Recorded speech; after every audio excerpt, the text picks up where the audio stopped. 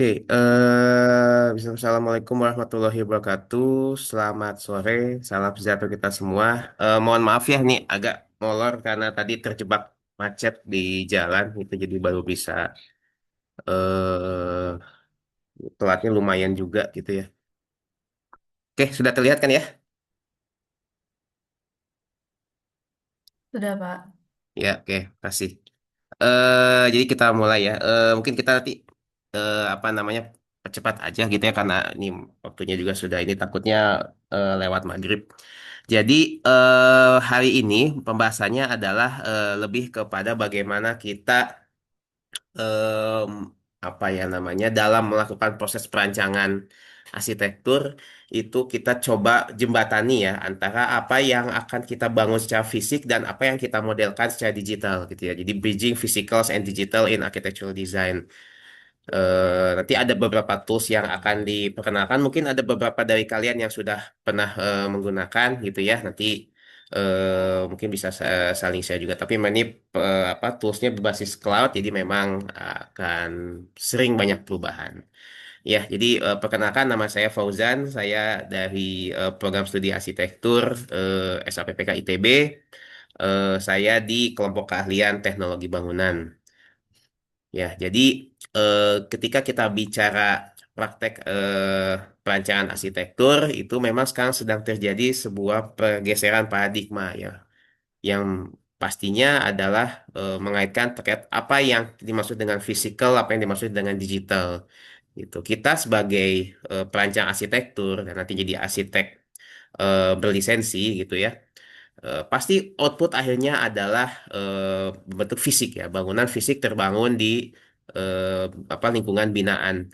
Nah, tapi dengan hadirnya teknologi digital, bagaimana kita bisa memanfaatkan teknologi tersebut untuk bisa mengenhance, mengimprove apa yang akan kita hadirkan secara fisik, gitu. Nah, ketika kita bicara industrialisasi ya, eh, atau digitalisasi.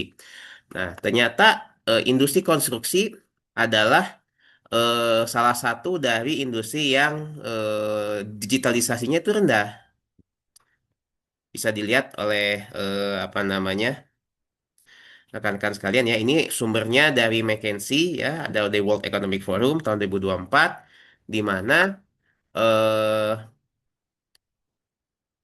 apa namanya kalau kita lihat di sini productivity growth-nya itu ya untuk industri AEC. AEC itu adalah Architecture, Engineering and Construction itu hanya 1% ya pertumbuhan produktivitasnya per tahun. Itu jauh lebih rendah dibandingkan dengan rata-rata secara global itu di 2,8.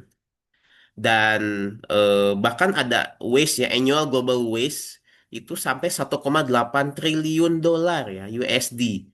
Yaitu diakibatkan oleh efisiensi dalam eh, proses bisnisnya ya di industri AEC ini. Dan bayangkan 79% proyek itu baik over budget atau bahkan delay ya. Saking tidak efisiennya apa industri kita ini. 79% project itu dia over budget atau bahkan delay. Dan uniknya lagi ketika kita bicara digitalisasi ya, digitation gitu ya, ya digitalisasi ini eh kita selalu bicara data, data, data. Anda memproduksi model bentuk digital apa sebagainya. Ternyata hanya 13% ya data konstruksi itu yang sebenarnya digunakan di lapangan. Selebihnya apa? Itu apa namanya tidak antara tidak digunakan sama sekali atau memang tidak kualitas datanya itu tidak cocok untuk bisa digunakan untuk pengambilan keputusan.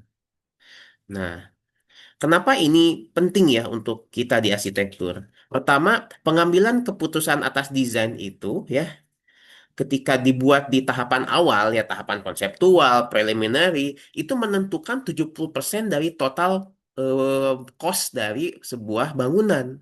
70%. Jadi istilah Anda menarik satu garis dalam apa gambar Anda itu tuh nilainya besar sekali gitu ya. Jadi jangan jangan anggap remeh Anda ketika menarik satu garis dalam gambar di gambar Anda ya dalam desain Anda. Kemudian yang kedua adalah kolaborasi di sepanjang disiplin itu membutuhkan satu buah alur kerja yang seamless ya dan data driven gitu. Sehingga kita komunikasinya dengan teman-teman di disiplin itu bicaranya data. Dan tantangannya itu gimana caranya menjadi seamless ya. Tidak ada interruption ya di antara apa namanya alur kinerjanya. Kemudian yang ketiga adalah target-target terkait dengan iklim ya yang kaitannya ya bangunan gedung hijau atau karena masalah perubahan iklim dan sebagainya itu membutuhkan apa namanya sebuah apa namanya simulasi ya simulation based performance kinerja yang didukung oleh simulasi mulai dari hari pertama. Jadi ketika kita bicara bangunannya kenapa bentuknya seperti ini, kenapa selubungnya harus dibuat seperti itu, kenapa apa namanya bukaannya harus selebar itu atau sesempit itu, gitu ya. Itu harus dikaitkan dengan kebutuhan atau targetan terkait dengan isu-isu iklim, ya. Dan itu dimulai dari hari pertama. Ya. Dan yang keempat adalah ini yang sedang berkembang dan perkembangannya sangat cepat adalah terkait dengan penggunaan AI tools. AI tools itu akan membantu kita ya mentransformasi bagaimana kita menghasilkan, menganalisis dan mengoptimasi opsi-opsi desain ya. Dan pasti kita perlu posisikan bahwa AI ini akan sebagai co-designer ya atau sebagai co-pilot dari dari Anda sebagai perancang utamanya. You are the master builder, you are in the driving seat. So jangan sampai Anda apa namanya menggantikan diri Anda dengan AI gitu ya. Nah, apa yang menarik gitu ya di apa namanya terkait dengan hadirnya AI di sini ya. Jadi perlu ditekankan bahwa teknologi itu tidak akan membunuh kreativitas, tapi justru ini menjadi co-pilot bagi mereka bagi kita ya di komunitas kreatif. Nah, ada empat gitu ya terkait tools yang berkaitan dengan arsitektur, terkait dengan foundation modelsnya itu ya dan multimodal AI ya. Ya GPT sekian, ya Gemini sekarang udah 3.0 dan sebagainya. Multimodal bisa text, image, voice dan sebagainya. Lalu yang sedang di bagi Anda yang menggunakan Autodesk Tools ya, tools berbasis Autodesk sekarang lagi dikembangkan Autodesk AI, di mana AI assistant itu akan embedded di Revit, di AutoCAD ya, Civil 3D kalau di teman-teman apa namanya infrastruktur ya. Dan juga pasti ada generative image tools ya untuk membantu mempercepat design ideation atau bahkan untuk rendering. Nah, kemudian ada neural cat ya atau generative geometry ini yang menarik ya bagaimana kita bisa minta bantuan AI untuk mempercepat apa proses generation dari geometri kita yang sifatnya kalau yang sifatnya itu repetitif gitu ya. Jadi otomasi akan 80 sampai 90% pekerjaan yang sifatnya rutin terkait dengan geometri itu bisa dipercepat gitu ya. Dan ini terintegrasi dengan beberapa layanan seperti Forma dan Fusion. Nanti di akhir kita akan coba explore Forma dan mungkin ini sempat disinggung juga di pertemuan pertama oleh Pak Aryo ya terkait dengan penggunaan Autodesk Forma ini.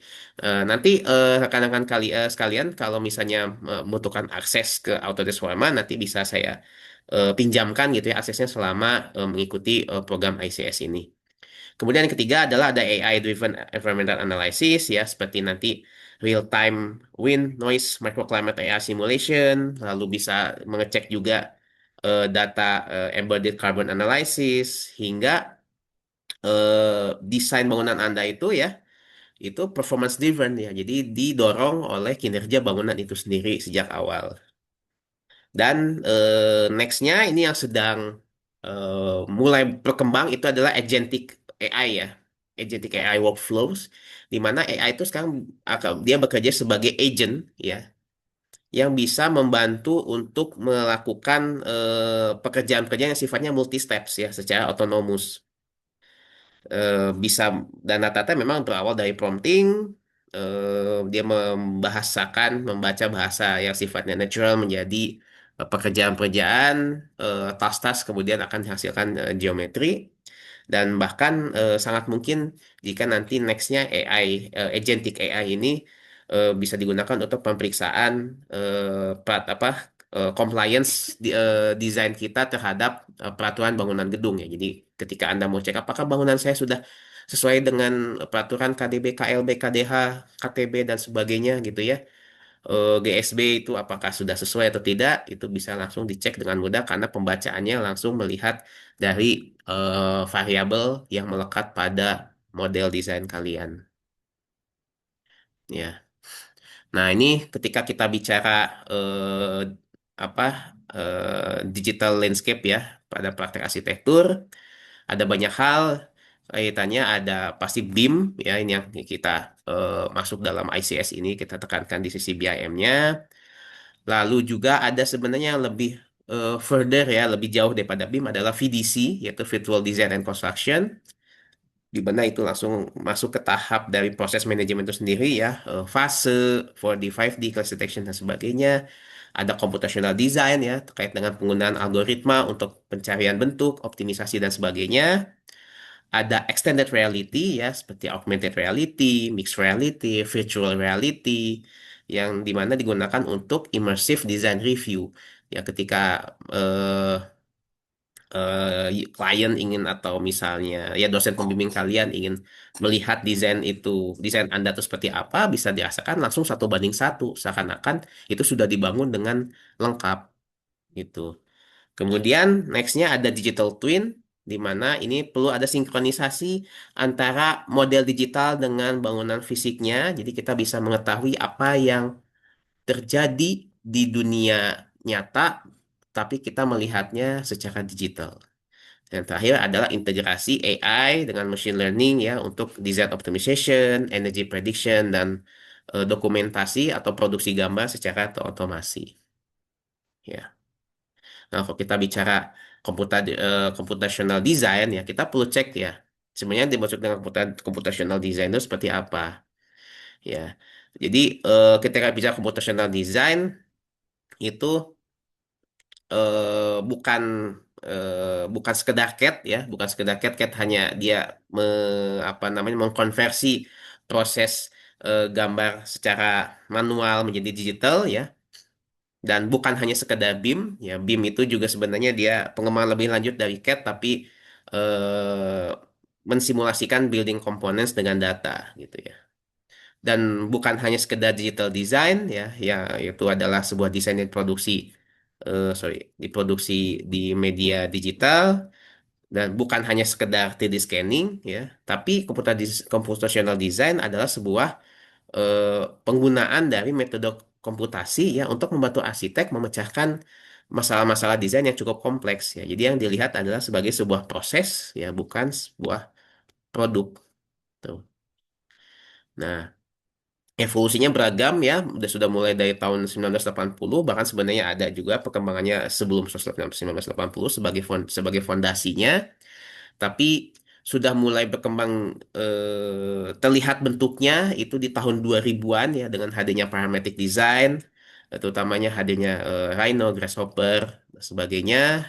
Lalu ada simulation and optimization di tahun 2010 dan perkembangan sekarang lebih lanjut di sisi AI, machine learning, dan generative design. Nah, ketika kita bicara computational design, tentu kita memerlukan satu buah pola pikir yang kita sebut sebagai computational thinking, ya, di mana ada 4 macam ya, ada dekomposisi, ada pattern recognition ya, pengenalan pola, ada abstraksi, dan ada algoritma ya atau procedural design. Jadi bagaimana ketika Anda membuat sebuah desain itu melalui suatu prosedur tahapan dari hulu ke hilir. Tuh. Nah, ketika kita bicara design thinking, ya, design thinking yang secara komputasi itu adalah satu pola pikir di mana kita mengaplikasikan komputer computational thinking tadi ya, dekomposisi ya, rekognisi pada pola, abstraksi, kemudian juga apa namanya procedural design atau algoritma itu digunakan untuk memecahkan masalah-masalah pada secara arsitektural. Nah, dan AI ya dan machine learning itu mempercepat yang mengakselerasi tahapan-tahapan tersebut. Gitu. Nah, ada banyak ya yang apa namanya area-area dari computational design ya. Pertama itu ada parametrik ya, parametric design. Jadi bagaimana kita merancang berdasarkan parameter-parameternya ya, parameter panjang, lebar ya, atau mungkin apa namanya posisi titik dan sebagainya. Kemudian nanti di otomasi, termasuk juga materialnya juga masuk. Ada yang berbasis dengan aturan ya, rule base ya. Ada L system, ada shape grammar, ada fraktal, ada discrete atau kombinatorial, ya, ada swarm. Jadi dia akan apa swarm atau growth models tuh dari satu nanti berkembang jadi dua, tiga, empat. Jadi dia apa penyebarannya tuh tumbuh ya sesuai dengan aturan yang apa namanya di setup. Kemudian ada agent base ya. Agent base itu biasanya digunakan untuk melihat apa namanya perilaku atau misalnya apa namanya pertumbuhan apa satu buah eh apa namanya pola gitu ya berdasar basis dengan fisik gitu ya fisis gitu ya dengan basis fisika itu bisa nanti basisnya dengan agent base. Nah, belum nanti nanti dibantu juga dengan artificial intelligence ya, baik itu yang generative learning, ada yang behavioral learning, ada yang menggunakan foundation models ya nanti kaitannya ke LLM dan sebagainya.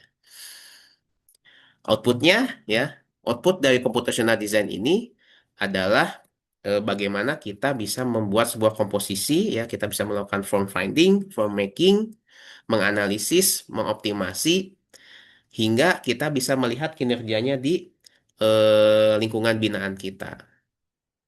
Ya, nanti toolsnya ada beberapa yang bisa digunakan, yaitu bisa kalian manfaatkan. Ya. Nah, kemudian tadi sempat disinggung ya, salah satunya dalam computational design itu ada parametric design ya.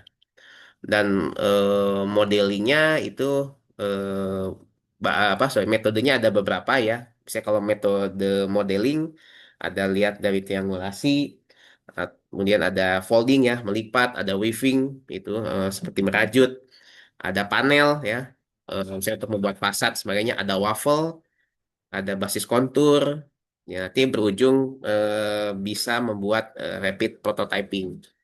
Ya biasanya cara paling mudah adalah ketika sudah mendapatkan modelnya, Anda bisa apa namanya tuh eh, apa mencetaknya ya dengan menggunakan 3D printer ya.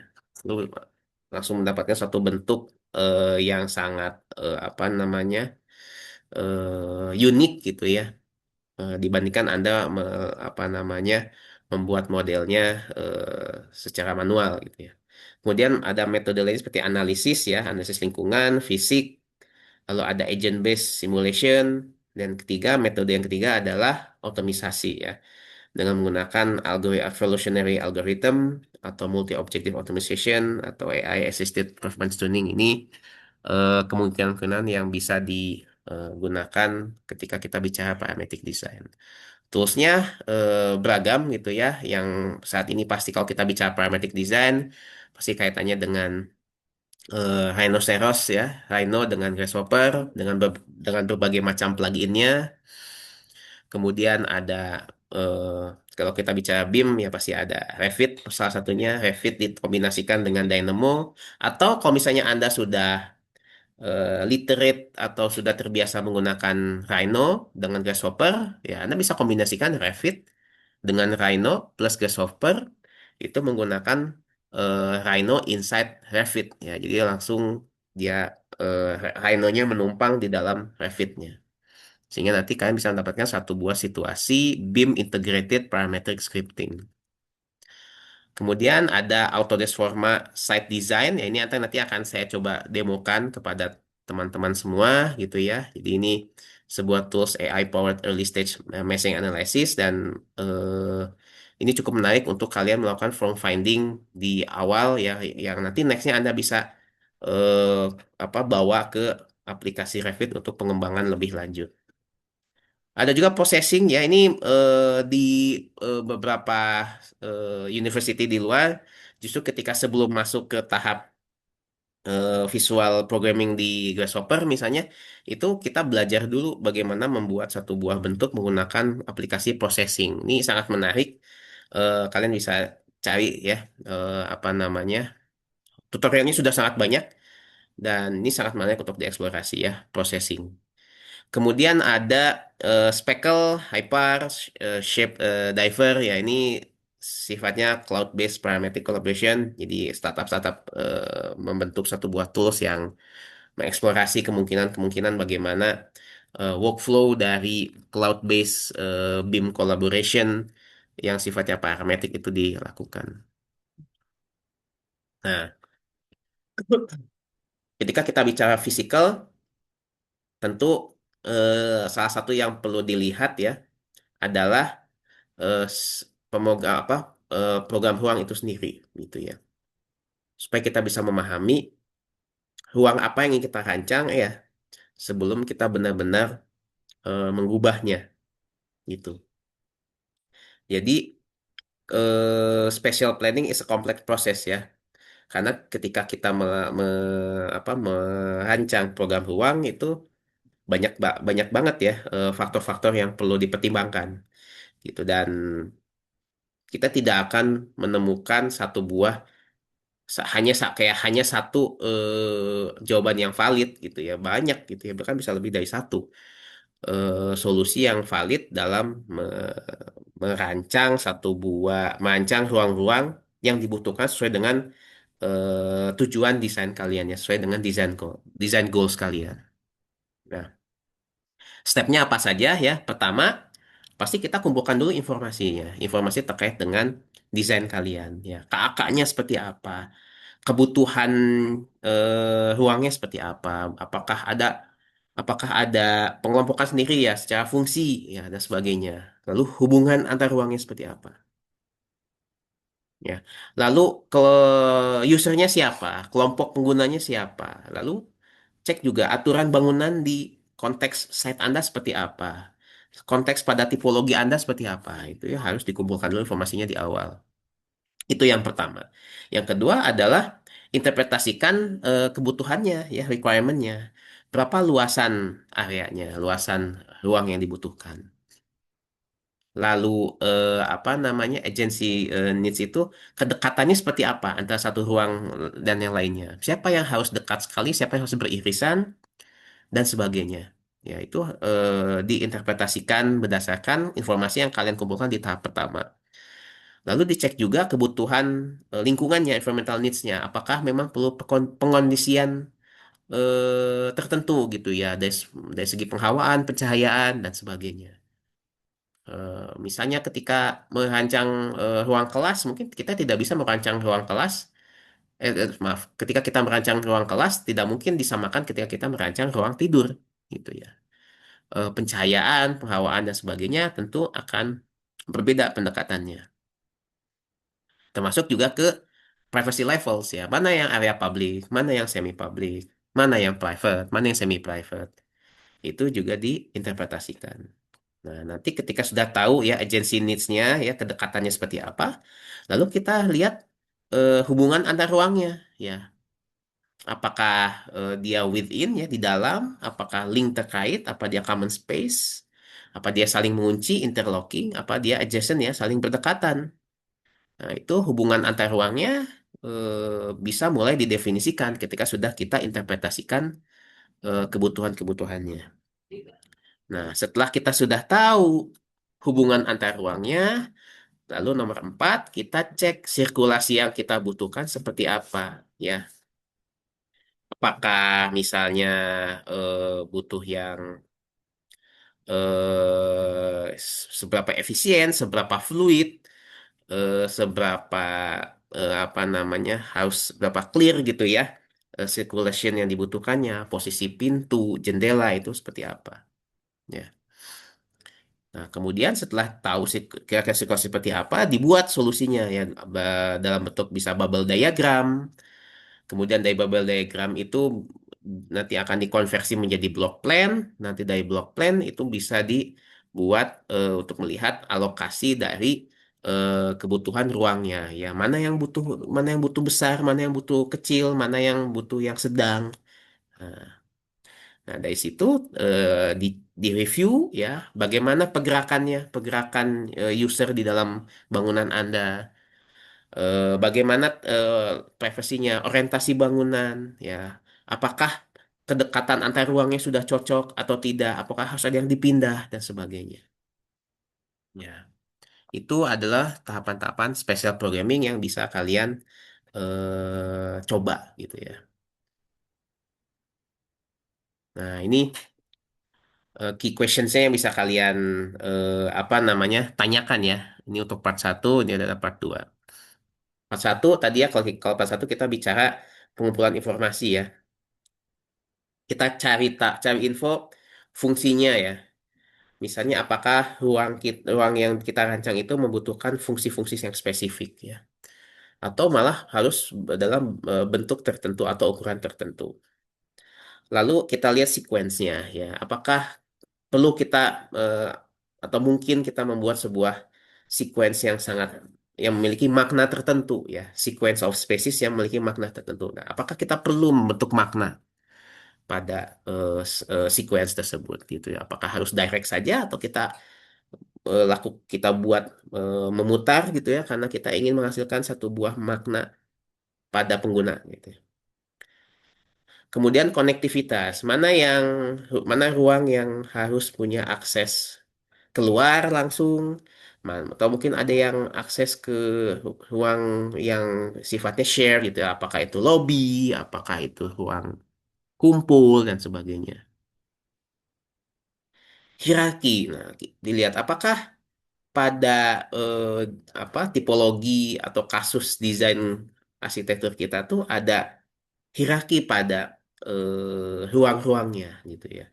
Misalnya kita bisa lihat hierarki itu nanti kaitannya dengan privacy levels atau kaitannya dengan jenis penggunanya gitu ya. Mungkin yang bisa dikunjungi oleh semua pengguna sebelah mana gitu yang hanya spesifik kelompok user group tertentu seperti apa gitu. Atau mana yang posisinya di luar ya mudah diakses di awal di depan, kemudian nanti makin sulit. Kemudian flexibility. Nah, apakah ruang-ruang yang kita rancang itu harus fleksibel atau mudah digunakan di sepanjang waktu gitu ya. Mungkin suatu hari bisa berubah fungsinya. Lingkungan, apakah ruang yang ingin kita rancang itu memiliki pencahayaan yang berbeda-beda gitu ya. Ventilasinya mungkin berbeda gitu ya. Atau mungkin bisa memanfaatkan view tertentu atau mungkin ada kebutuhan terkait dengan accessibility atau universal design. Nah, itu perlu dicek juga. Keamanan, security ya. Nah, apakah ruang-ruang tertentu memang harus memiliki tingkatan keamanan atau privasi tertentu gitu. Jadi apakah kita tidak mungkin misalnya taruh kalau misalnya merancang bank kita taruh ruang brankas itu di depan gitu ya. Secara gamblang melihat ya, oh ini ada ruang brankas enggak. Atau misalnya kamar tidur di rumah tinggal apakah harus apa mudah diakses di depan gitu ya yang sifatnya private dan sebagainya. Nah, adjacency gitu kaitan dan kedekatan apakah ruang-ruang itu harus saling berdekatan atau mungkinnya atau dijauhkan gitu ya, separated gitu. Nah, itu yang harus dipertimbangkan. Yang lainnya, nah ini ya ada ketika interpretasi kebutuhan bisa dilihat luasan bersihnya berapa, mana private, mana public, lalu petakan kebutuhan secara lingkungannya ya, orientasi utara selatan barat timur, daylight, ventilation, dan cek juga apakah ada kebutuhan teknis misalnya terkait dengan plumbing, kebutuhan struktur tertentu, atau kebutuhan akustik ya. Yang ketiga, special relationship, dicek tadi ya, hubungan apakah ruang di dalam ruang yang sifatnya nested, atau ada ruang yang hubungannya dengan ruang yang lebih umum, yang common space, ada yang interlocking, ada yang adjacent ya, side by side ya, saling bersampingan. Kemudian organisasi spasialnya apakah bisa dibuat centralized, dibuat linier, apakah radial ya mengelilingi gitu ya, apakah dia sifatnya cluster ya cluster-cluster tertentu, atau dia malah bentuknya grid. Lalu misalnya dia sirkulasi, dilihat apakah kita ingin jaga efisiensi, jadi kita ambil sirkulasinya ngambil jalur tercepat antar ruangnya, atau misalnya ada discreteness gitu ya, jadi menghindari apa eh, orang luar gitu ya untuk bisa masuk ke area private, atau mungkin lebih fluid jadi ada transisi yang sangat smooth gitu ya antar satu area ke area lain, atau ada orientasi tertentu yang menjadi arahan dalam membuat jalur sirkulasinya. Nah, setelah itu coba dibuat ya dalam bentuk tadi bubble diagram, eh, terus ada block diagram, terus jadi sebuah layout denah. Nanti coba dilihat apakah misalnya pengguna itu bisa mudah secara logis ya ada dari satu ruang ke ruang yang lain. Apakah orientasi denahnya itu sudah sesuai dengan tapak ya situasi tapaknya. Kalau misalnya perlu direvisi, misalnya apakah relasi antara satu ruang dengan ruang yang lain itu sudah berfungsi dengan baik gitu ya. Nah, ketika kita sudah tahu ya kebutuhan fisiknya, nah kita bisa mulai lakukan schematic design menggunakan Autodesk Forma gitu ya. Nah, mungkin ini saya coba tunjukkan gitu, tunjukkan bagaimana Autodesk Forma ini ya.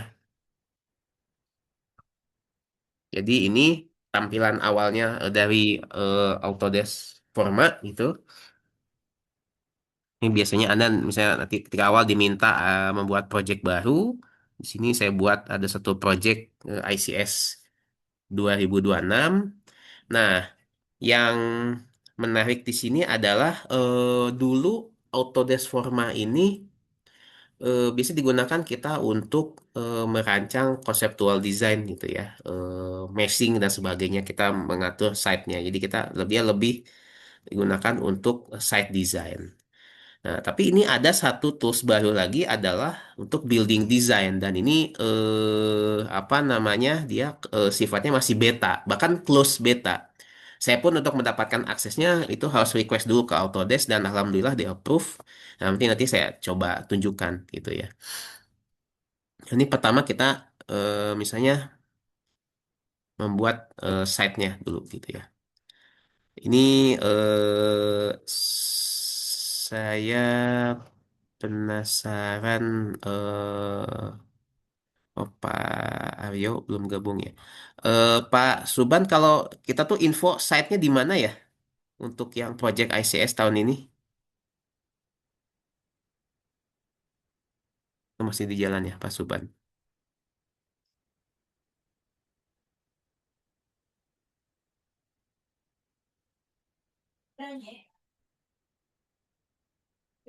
Oke.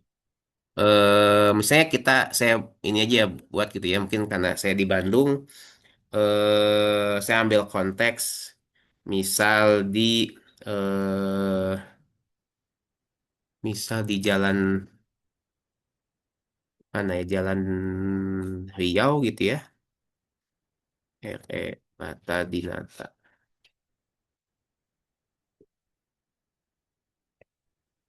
Bandung. Oke, ini Batagor apa sih, atau mungkin ITB aja ya itu di Bandung. Oke,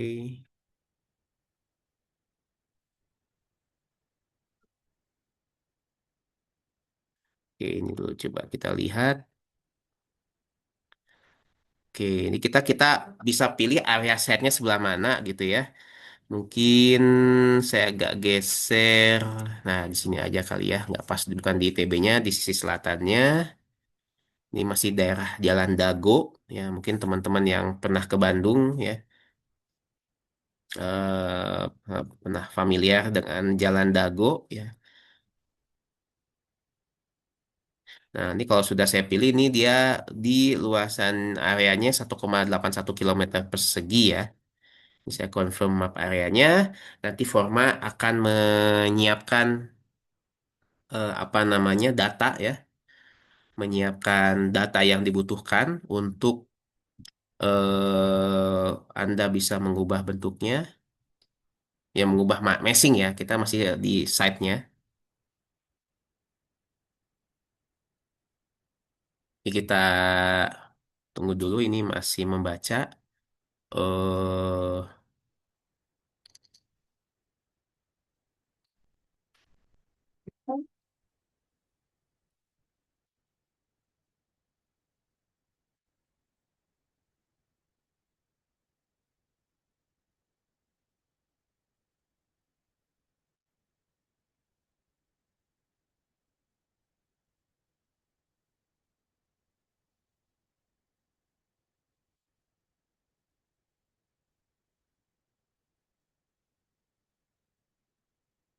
sambil coba cek ya. Hmm, ini trial yang pernah dilakukan di tahun lalu ya. Coba. Nah, oke. Ini udah muncul apa lokasinya. Nah, nanti ditawarkan kita mau apa namanya mau order data apa gitu. Nah, ini saya order kita bisa minta masa bangunan existing ya. Saya order, kemudian saya minta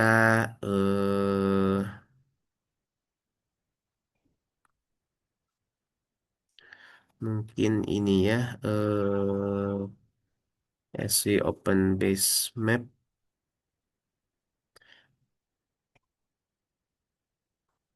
Ini kita bisa dapat base mapnya. Ya, ini dari S3.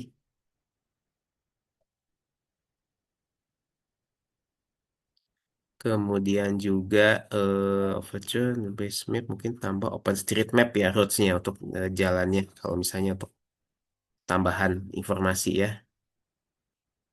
Oke, sudah kita close. Kita cek ini masih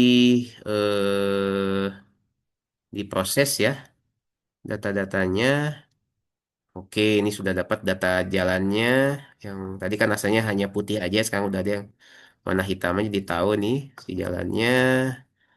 Kemudian, oke, sip. Nah ini informasi untuk masa existing sudah muncul. Jadi kalian kalau membuat masa existing tidak perlu extrude satu persatu ya. Oke. Nah, misal nih saya mau membangun eh area di sini ya. Ini di hook ya, area hook ini. Ini misalnya masa bangun ini saya asumsikan hilang gitu ya. Ini bisa saya double klik. Nah, ini base-nya bisa nggak? Nah, saya hapus gitu. Kemudian di area hook ini saya bisa buat ininya ya, apa namanya? eh, batas tapaknya ya. Batas tapaknya nih ya. Ya, batas batas tapaknya di sini.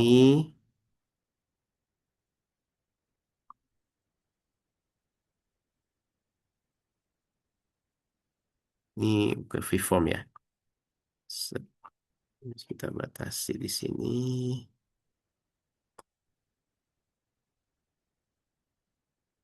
Oke.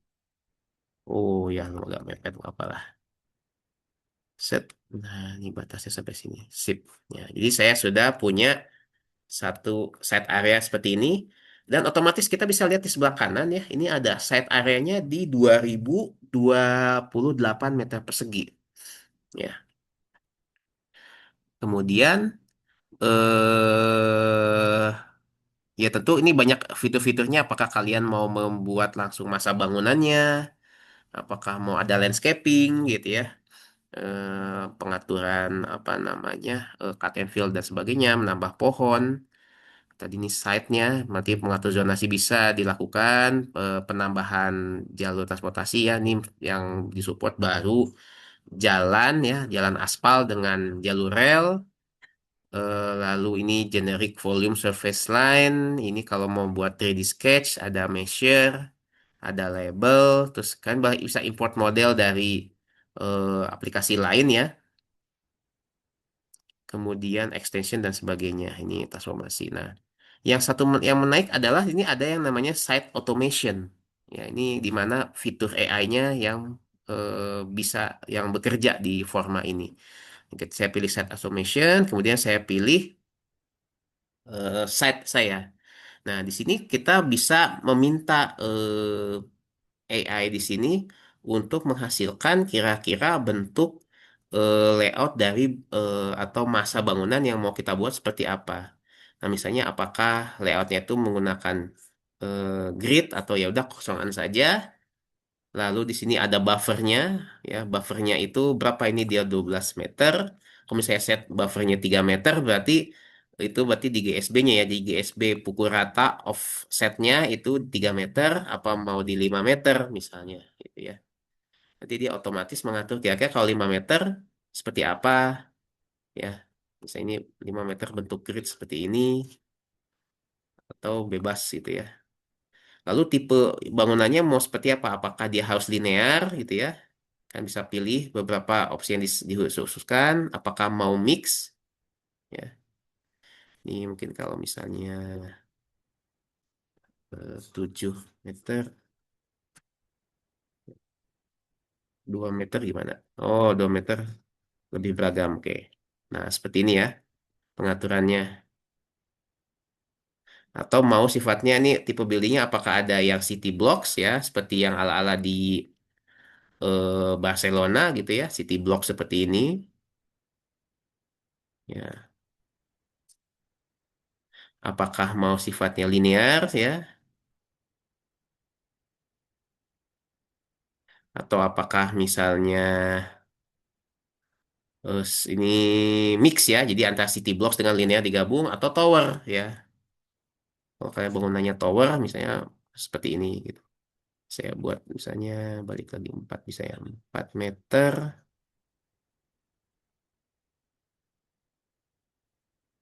Nah ini. Oke, misalnya saya pilih ini, terus kita bisa atur misalnya floornya berapa. Misalnya kita ambil 8 lantai dengan apa floor to floornya, story height-nya misalnya 8,5. Nah ini bisa atur misalnya building width-nya ya, lebar bangunannya mau berapa, apakah hanya 8 meter misalnya. Ini juga mengatur ininya ya, konfigurasinya ya. Apakah 12 seperti ini, atau misalnya 16. Ya, ini adalah lebar bangunannya.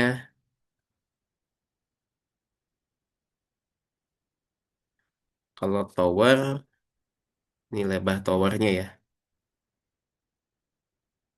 Nah, ini kalau 1 meter nggak mungkin 1 meter ya. Tiga nggak mungkin, misalnya tadi berapa? 20, 18 ya.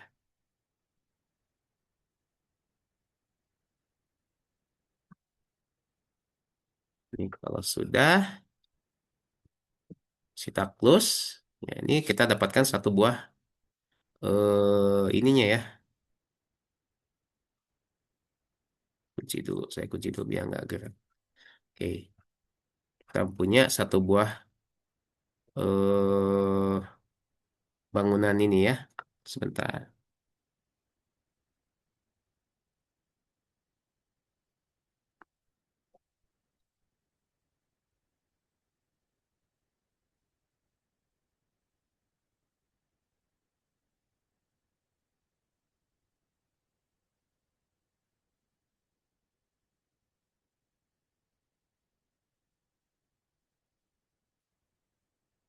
Ini yang tadi sudah.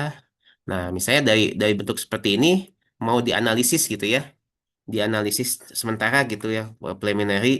eh Misalnya daylight potential analysis ya. Jadi kita bisa tahu kira-kira eh apa namanya muka bangunannya itu terhadap apa punya potensi mendapat pencahayaan alami seperti apa. Gitu. Ini kita lakukan analisis gitu ya. Dan sambil menunggu kita juga bisa minta lakukan analisis pada sun hour. Jadi ini bagaimana si apa namanya berapa lama bangunan kita itu terpapar oleh sinar matahari pada waktu-waktu tertentu gitu ya. Jadi misalnya pada tanggal 21 Juni gitu, ini bisa kita minta ya kan analisisnya. Kemudian misal kita minta ini ada studi pembayangan atau ini misalnya iklim mikro ya. Nah, microclimate kita minta dalam radius seluas ini ya, termasuk mencakup ke masa bangunan kita, kalau kan kita akan analisisnya.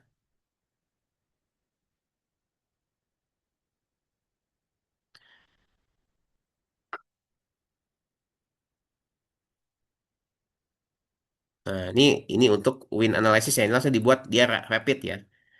Nah, ini kenyamanan apa namanya kenyamanan terkait dengan anginnya seperti apa? Oh, ternyata di area yang warna ini ya, saya hide dulu sebentar. Nah, ini di area yang warna hijau muda itu enak nih, nyaman kalau untuk duduk-duduk gitu ya. Ini kan bisa atur, oh ya, oke di sini nanti ada area duduk. Tapi kalau misalnya yang hijau lebih muda itu masih apa ya pasnya kalau untuk area dia berdiri gitu ya, standing gitu ya. Yang kuning ini ketika strolling ya, strolling itu berarti dia sambil berjalan ya, sambil berjalan. Tuh.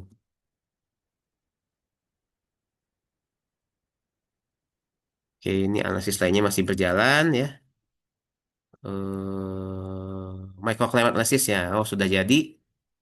Kita lihat ya bagaimana microclimate-nya. Oke, ternyata di area site kita itu eh thermal comfortnya ya. Jadi 90% dia moderate heat stress ya. Jadi memang kalau lihat dari temperaturnya di bulan misalnya sekarang di bulan Maret itu ya, itu range-nya di 25 ya, 25.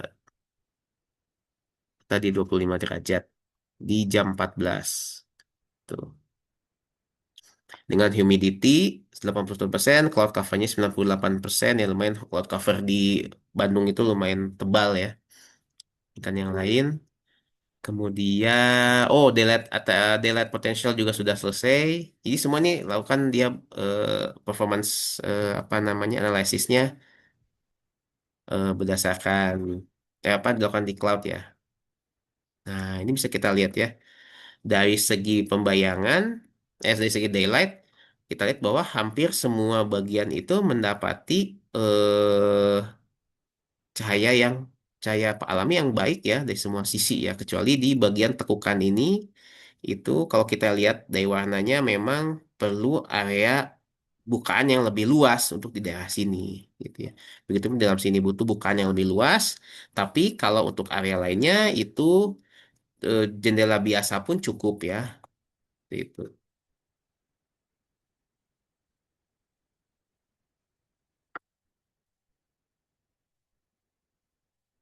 Daylight potential sudah tadi climate sun hours nah juga sudah baru baru selesai.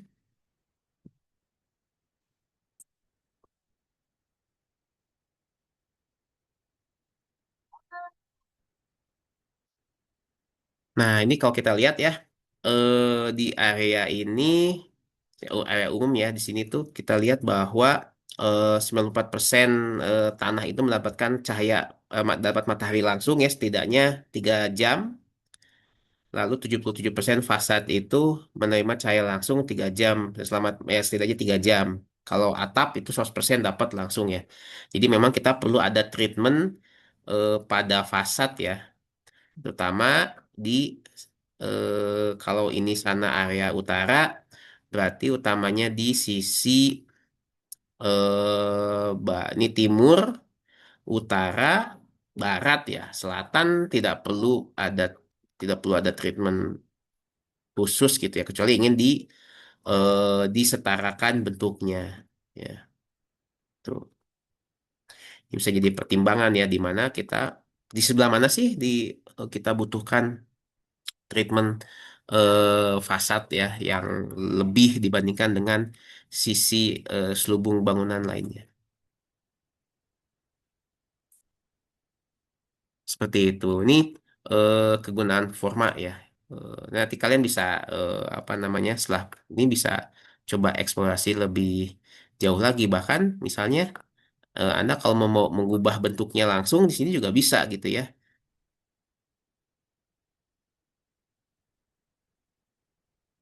No water tight, sorry.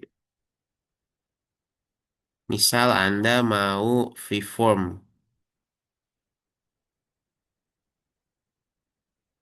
sorry.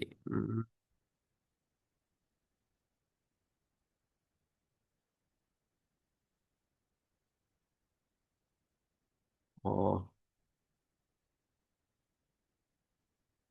nah ini ya menambah ada satu bentuk lagi gitu ya.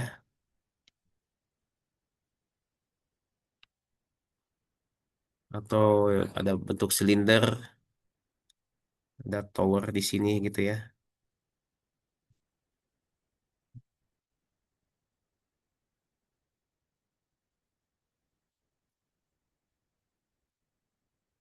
Nanti secara otomatis juga kalau kalian cek gitu ya, area metrik, dia langsung baca juga ya, building coverage berapa, ground floor areanya berapa, dan sebagainya langsung otomatis terbaca di sini. Gitu.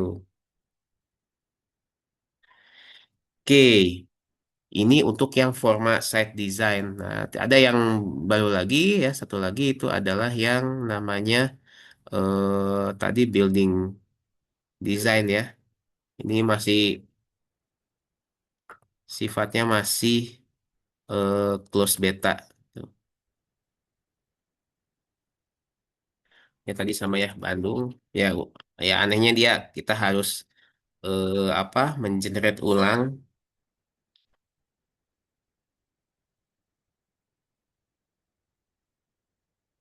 ini sebelah sini tadi ya. Oke.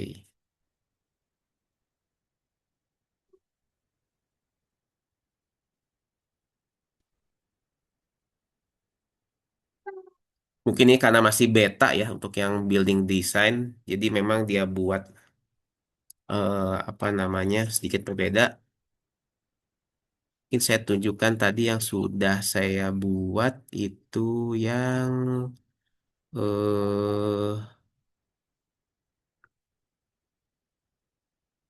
nah ini ya untuk building design.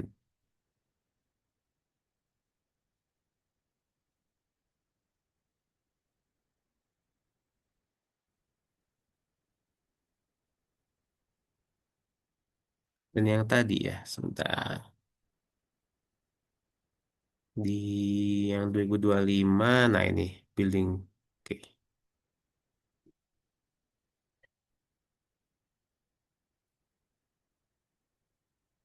Nah, yang building design ini dia menariknya adalah misal kita ini saya dari masa bangunan yang eh, existing ya. Misalnya saya hapus, terus saya buat masa bangunan lagi ya. Misalnya ini office. Lalu dia lebih spesifik kita bisa membuat apa peletakan dinding, jendela, pintu, balkon, elevator, kolom ya. Itu di langsung di tapaknya seperti ini. Nah, ini mau lalu kita set berapa floor gitu ya. Misalnya 15 gitu ya. Lalu bisa dilihat sendiri ya, dia langsung membentuk sih karena kita di saya pilih office, dia langsung cek fasadnya seperti apa. Kita bisa minta, oh saya ingin membuat apa office ininya apakah bentuknya bars itu ya bars kayak gini window apa bukaannya apakah squares apakah ribbon seperti ini. Kemudian kita minta wall to window-nya ya, berapa WWR-nya, wall to window rasionya. Apakah misalnya 10 kayak gini, apakah 100? Kalau 100 sudah itu udah semuanya sudah kaca gitu ya. Apakah misalnya hanya 35? Dia langsung menghitung ya dengan mudah. Ya oke, karena mungkin ada tuntutan adanya spesifik gitu ya, bentuknya seperti apa. Seperti itu. Ya ini masih apa namanya? Hal yang baru ya. Landscaping kita bisa apa namanya eh di sini kita bisa naruh pohon ya. Oh, langsung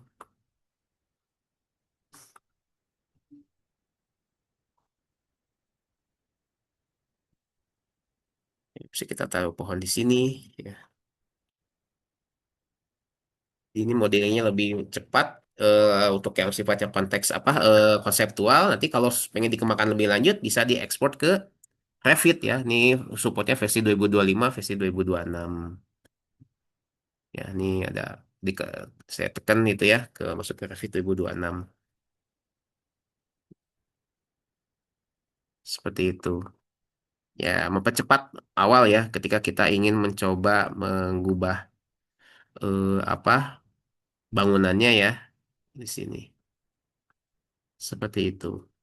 Ini sebagian dari fitur-fitur yang bisa nanti kalian coba bisa explore sendiri ya untuk forma itu sendiri. Ya.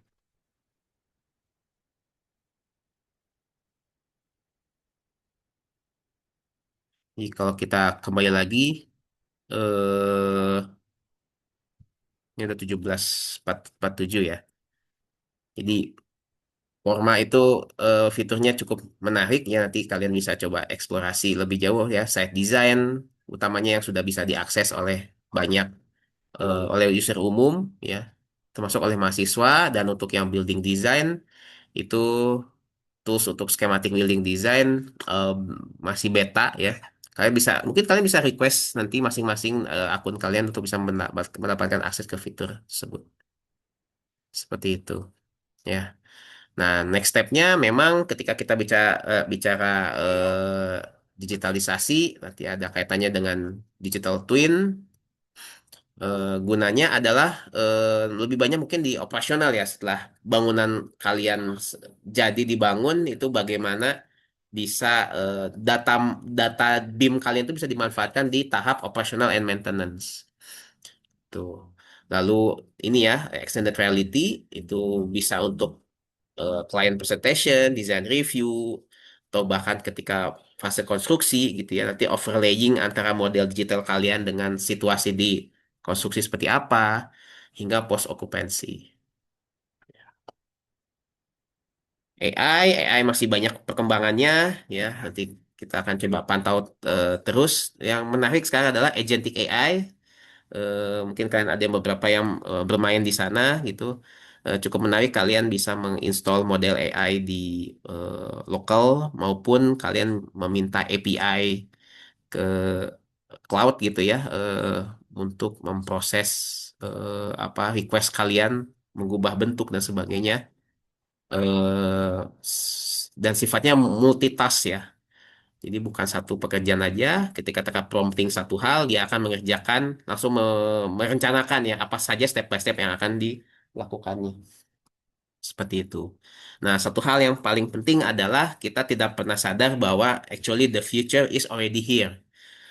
Masa depan itu sebenarnya sudah ada gitu ya. Nah, the problem is it is not evenly distributed. Ya, so the future is already here, but it is not evenly distributed. Oke, mungkin itu saja dari saya. Mungkin jika ada pertanyaan, saya persilakan.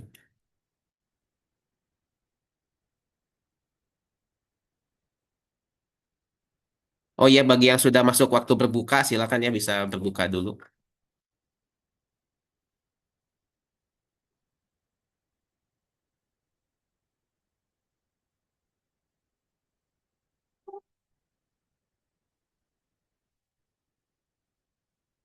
Silakan, apakah ada yang ingin ditanyakan atau yang dikonfirmasi?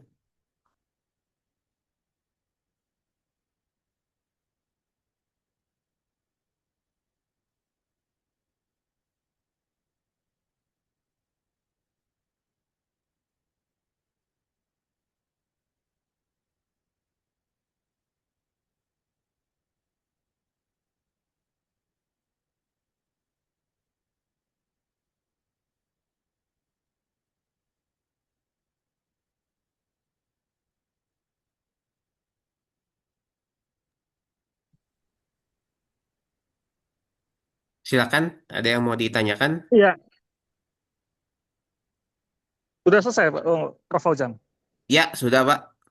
Oke, ini pas ini di Malang sudah masuk waktu maghrib. Oh, udah waktu. Oke, sip. Iya, iya. Pas Oke, sudah. terima kasih. Thank you, Prof. Pak Fauzan, for sharing knowledge and the material. Maybe this day is the last our class in this Ramadan. So we will meet again after Lebaran ya, for 2 weeks maybe. Ya, after 2 weeks. After 2 weeks, ya. Baik, terima kasih yang sudah bergabung dan sudah mengisi attendance form. Terima kasih, mudah-mudahan nanti kita bisa ketemu dalam suasana lebih baik. Pantau terus WA Group Student, mungkin nanti ada beberapa update dari Pak Aryo. Terima kasih Pak Fauzan. Sekali Ya, lagi, sama-sama, Pak. ditutup. Terima kasih. Mungkin bisa ditutup langsung. Baik, terima kasih semuanya. Terima kasih, Selamat Pak. berbuka puasa ya Makasih, Pak. semuanya. Selamat sore. Assalamualaikum warahmatullahi wabarakatuh.